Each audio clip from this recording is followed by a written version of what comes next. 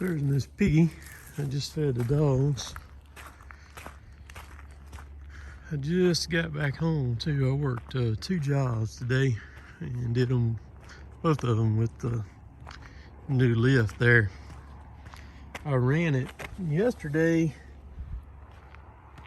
here, playing with it, seeing what I could do with it, and really liked it.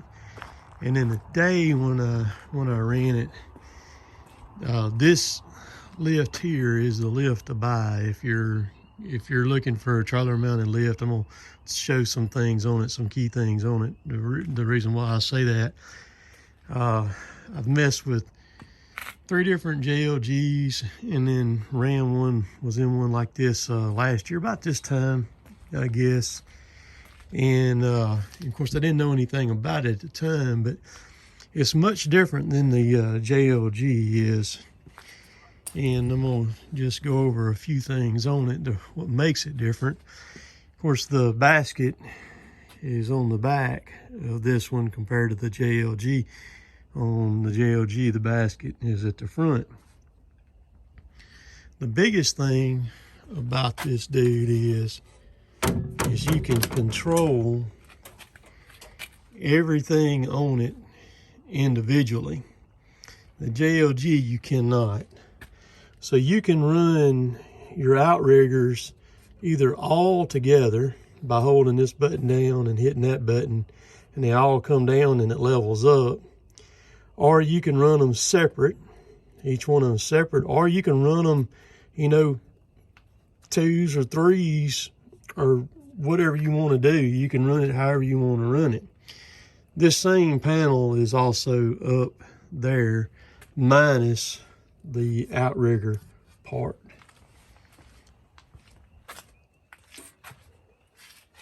You see it's got the slow, medium, and then medium fast, and then high over there on the right. So on the JLG, when you go up, everything goes up at the same time. On this lift here, you can go up, you can work just the main boom and just the stick boom on it, which is really cool, being able to do that, because what it does is it allows you to position the machine so much different than you can on a JLG. The JLG, you've got to be pretty much spot on. If you're not, and you're going for something in particular, you're going to have to get down and move it to get it in the right location where you need to be.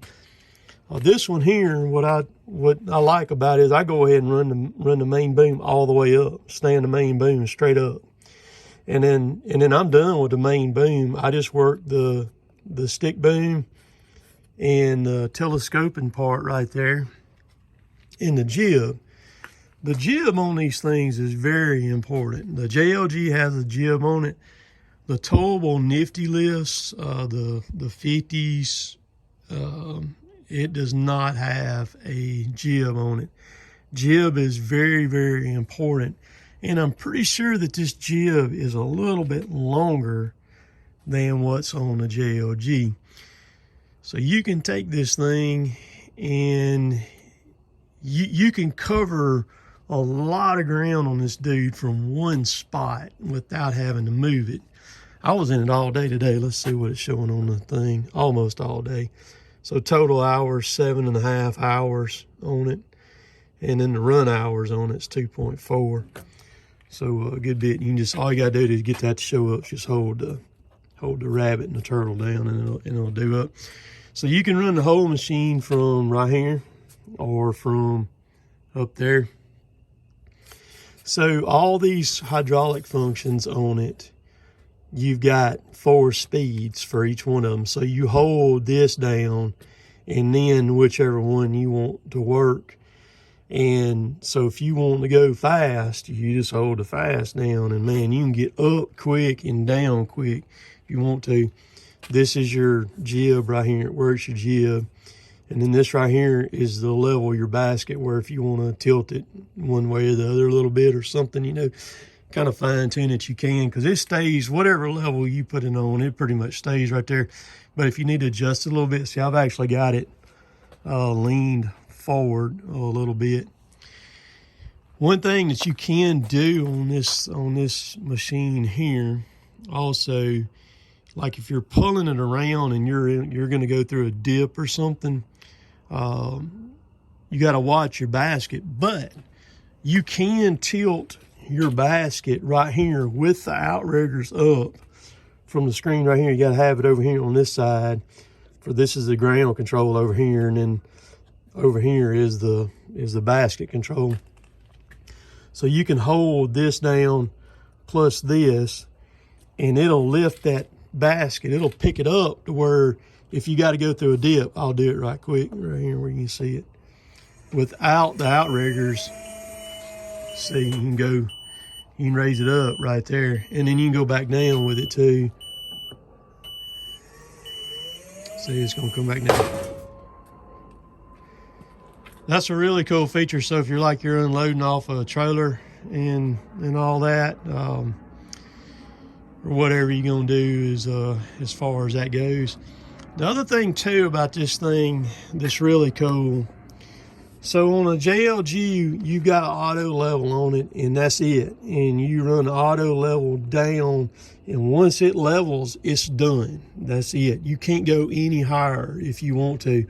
So this basket, with it sitting flat, go up to the bottom of it to 55 feet, okay? Well, you can actually manually take over each one of these outriggers and run them on down some more, and you can get some more height out of it like that. And it's got a level bubble on it. You see that round thing right there? That's a level bubble. So you can actually level it yourself, and it'll let you know here on the screen when you're level. But so you can take it over, and you can go even higher with it if you want to. I wouldn't want to run it all the way out till the piston in the cylinders was bottomed out against the rod guide right there. But you could stop it just short of that and do that. And I'll show it in another video, but the outriggers and all that stuff is very fast on it. It's a lot faster than the JLG is. So price point on this machine right here, I got it through Aerial Titans. It was $46,950 is what this one is. And if I'm not mistaken, I think the JLGs, they're a tad over 50 is what they are. But I really like the way that this is set up right here on it. It works a lot better than the JLGs that I've used. There's the battery charger for it right there. You just plug it in right there, charge it, charge the batteries. It has 4 6-volt deep cycle batteries on it. And the battery box is made where you can unlatch it, and the battery box swings out like this right here. So for under $50,000, you can be walking a dog and kicking the cat. Come on back. This thing weighs 4,800 pounds. It's very easy to move. This is something else I like about it. It's actually got pneumatic tires on the jack, big fat tires on it, on the jack right there. Like that, when it latches, you latch the boom, you latch it right there. And you also latch it right here too. I'm telling you, man, because I rolled up on a job this morning, and y'all will see a video on it. I've got an entire video. It's got a time lapse, everything on it. A crispy, crispy dead tree. And it forked, and I worked the whole tree, or almost the whole tree, from the curb of the road. If it wouldn't have been for that other fork lunging over toward the house, I couldn't quite reach it. But this thing will reach out so far, it's nuts. And it's because of the way you can work the boom on it, and it just works really good. Now there's one thing, you can see this side is the hydraulic tank, and the other two batteries right there where they're at, and then the manual pump, if something happens, is right there on it. And then there's the handle for the manual pump where it goes in right there. There is one thing that I don't like about it, and Zach pointed this out to me. It's right here on, they put these, it's like gonna be like a nylon, like a plastic bushing in there, and they're not, I gotta go around and check all these bolts on it. That right there is loose. That piece of plastic is only about that wide right there. And Zach said he's got one of these too. He said he wears his out pretty quick. He said the JLG, he said they last forever on it. I think the JLG is a little bit longer. I know it's thicker than that one. So what I did is I put some oil on it where it would have it. And I wish they would have a almost like a roller right there on it instead of that, just that nylon friction plate right there. But so far, that's the only thing I have found that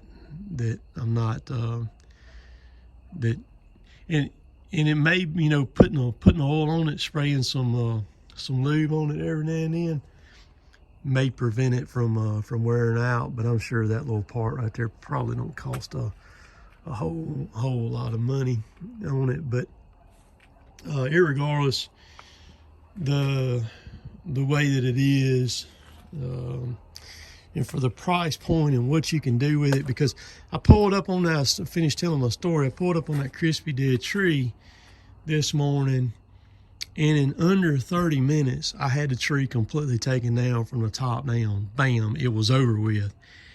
This thing right here is gonna be such a lifesaver for me, and it is crazy. So I did that job. I went back over there. Matter of fact, all the debris from it is in Oscar, the dump trailer over there right now. I didn't even dump it. I came home and unhooked from the dump trailer, hooked back up to this thing, made a call, told the guy I was coming to do his too, and I met him at his place and rolled in there. I took down probably the biggest limb I've ever taken out of a tree this afternoon. This limb was at least 60 something foot long. The 20-inch bar wouldn't even touch going all the way through it when I cut it. But it was, I had to take the end out of it, had to take it out and put it on a porta wrap and let those pieces down, and then block some blocks off of it to get it clear of a barn there, and then took and dropped the whole limb. But just no telling what that limb weighed on that tree. But they put aluminum rims on it, got nice rims on it. It's got surge brakes. Pulls great, pulls really good going down the road, and it's fixed up. There's where you stick the forks in it right there for a forklift if you want to pick it up, and if you have to do that, it's got a parking brake on it right there that activates the brakes on the drums, and that's pretty cool. This plate right here is made for a generator. You can buy these things with a gasoline motor on them, and what it does is it just pulls a generator that runs power right there. So I've got a generator. It's a Polaris 2000, and if I'm ever in that situation, I can just strap it right there. I think that's about a $2,500 option for that thing. So they make this lift right here in a 65-footer towable, but it basically is $20,000 more than what this lift cost. And that's the thing, why I do what I'm doing, or the reason I'm doing what I'm doing, and the reason I bought this one is because I'm set up to where I don't have to hustle. And I like that a lot, where I'm not. So if I want to do something else, or I don't want to work, or I don't want to do jobs, I'm okay. And I don't have to worry about just just hammering out. But if I want to go out and I want to work 10 jobs in a week, I can go out and work 10 jobs in a week. And that's why I've done everything that I've done. And I've been blessed to get the equipment that I've got, because everything I've got has been just really good stuff. And it's like this lift right here. It's going to be a huge addition to what I do. So much safer. Like that dead tree today, that crispy dead one, you couldn't have climbed that tree. You'll see in a video, if you watch my Instagram, if you follow me there, Cotton Top 3, you can see some of the stories I posted on it today. It was just, I mean, that tree was just about to break and just come on down and hit the house. And this is just going to make life so much easier. One other thing I like about this one too is on the JLG, you access them from the side. I don't like that, because you set stuff in the bottom of the basket and it kind of gets in the way coming in and out. This one here, you go into the back center of it right here. So you can put stuff up front up there and it's out of the way. I like that. So there's one thing I need some help on. The guys that use these things, I need some kind of holding system for my saws so that I can stick them in on the inside where to hold them, rather than having to set them on the bottom of the basket. I'm not sure what to buy or what to get, because I'm not familiar with that stuff. So if the guys that run these things, whatever the best option is for that, if you could comment down below or even send me an email on it, that would be much appreciated. And that way I'll know what to get, because I want to be able to set the saw in there. And I'm also going to fix it to where I can take the pole saw up with me too. So if I'm going to cut some kind of crazy limb or something and I need to be back from it for plenty of clearance, I can pull the pole saw out and reach over there and be at a safe distance from it. But like I said, if you got some suggestions on that. And these things have like a plastic foot on them that bolts on them. And so I'll show you what I did. Like on the ground or grass, they're fine. You ain't got to worry about them or anything. But like on this, say this rough concrete right here, what I did, I took 3/4 plywood and a 4x8 sheet of treated stuff. And if you cut it in 16-inch squares, it'll cut 18 squares perfect in it. So that's what I did. And then I took 8 of the pieces and I put glue all over them, and then I screwed them together. And so I can take these, and I actually used them this morning because I worked that tree, that crispy dead one, from the curb, and I laid them down before I put those outriggers down. That way, when the outriggers went down and they pulled back toward the machine to level it, it wasn't eating up the pads there on that asphalt, or in this case right here, like on this concrete. And then I've got the rest of them in the shop. If I ever in a spot where I've got something really bad, a dip to deal with or something, and I need to kind of do a little bit of cribbing or something like that, I've got, this is 8 right here, 2, 4, 6, and then 8. Well, then I got 10 more in the shop, and so I can use them for cribbing if I need to help me out. So I wanted to do this video like this after I run it all day today, and what have you. But man, like I said, this thing is slick. It's fixed where you can lock these things, and then you can put a pin from the inside there when you got this thing open, where you can't open that, kind of deter somebody a little bit. But again, it's going to be a great addition for me. I'm going to get it lettered up this next week. I talked to my girl on that today. But so that's that. Anybody that fools with them, I've talked to Zach a good bit. Zach's been a good help on him because he's been running one of these like this right here, and he's actually bought one now too.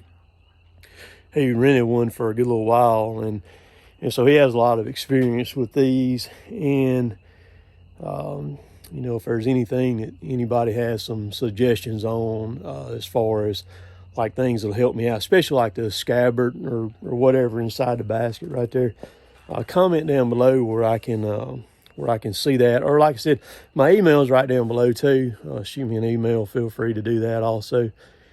And then that way I'll know. I know there's a lot of people say stuff about not wearing a harness. I've got to get one for that. And so I was waiting to get this lift, and then I'll get one where I'm up in it and all that. And I could wear my my climbing harness, but I don't want to take everything off of it to do it. So I'll get that situated out. But so anywho, appreciate y'all watching. Again, just down of a quick impromptu rundown of the lift here. But so far I'm very happy with it. Like I said, I'll go over the whole thing now that I ran it today. Look at all the lines on it, make sure nothing's being compromised, like rubbing on something. I'll go over all the bolts on it too, check all them, like that one up there that y'all seen me turn in a little bit. I'll check all that stuff like that, because after you pull them and you work out of them, and you know they vibrate going down the road, because it was from where this thing came from down here was 700 and something miles down here. But anyhow, appreciate y'all watching. We'll catch y'all later. Later, taters.